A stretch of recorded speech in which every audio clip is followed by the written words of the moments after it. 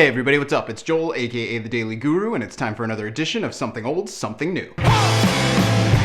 Today for Something Old, we're going to check out one of my all-time favorite records that you absolutely have to own. It's 1972, and it's David Bowie's The Rise and Fall of Ziggy Stardust and the Spiders from Mars. Simply put, there's only one man in history with a stature and style quite like David Bowie, and while he's released a number of amazing albums throughout his career, for me, it gets no better than Ziggy Stardust. At the same time, Ziggy Stardust stands apart from every other album in history if for no other reason than the way that David Bowie himself threw himself into the part of Ziggy Stardust. Ziggy is in fact his legendary androgynous character that he would become during live shows, and it caused a great deal of controversy, and as time went on, Bowie admitted that he had trouble separating himself from the persona of Ziggy. Along with this, the musical arrangements across the record can be seen as a culmination of everything David Bowie had created to that point. From the horn-laden, acoustic sounds of Soul Love, to the dramatic strings of Starman, to the all-out rock of Suffragette City, this album has it all. And at every turn, it's perfectly executed. All of this is capped off by Bowie's iconic voice, and the fact of the matter is, he's rarely sounded as strong as he does at every moment on this album. Whether he's crooning, whispering, or letting his voice soar, there's simply never been another performer quite like David Bowie. And there's no question that he's at the top of his game on Ziggy Stardust. At the end of the day, David Bowie is an absolute one-of-a-kind artist, and The Rise and Fall of Ziggy Stardust and the Spiders from Mars is a record that truly knows no equal. So if this record's not in your collection,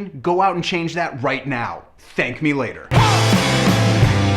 Today for something new, we're going to check out the brand new release from Tim Barry, and it's called 40 Miler. If you haven't heard the work that Tim Barry has done since he left his previous band, Avail, then you need to wake up because it's some of the best music he's ever made. From the moment this record begins, it becomes clear that Tim Barry has hit his vocal stride, as all across the album his voice sounds stronger and more confident than ever. The overall production and sound on the album is also a lot cleaner than his previous releases, and this really works in his favor because it helps to highlight his amazing talents as a songwriter. Much as they have on his previous solo releases, the lyrics here manage to capture the pain and pride of humanity in an amazingly honest and outright unique manner. It's the spirit of these songs that's so captivating, as Tim Barry has mastered the art of creating intriguing, enveloping songs that are just as fragile and delicate as they are gritty and unapologetically accurate. It's sort of like, remember when Bruce Springsteen used to be able to write meaningful depictions of the everyman character? Those in society who are closer to down and out than not? That's the tone and the feeling you're going to find all throughout this record,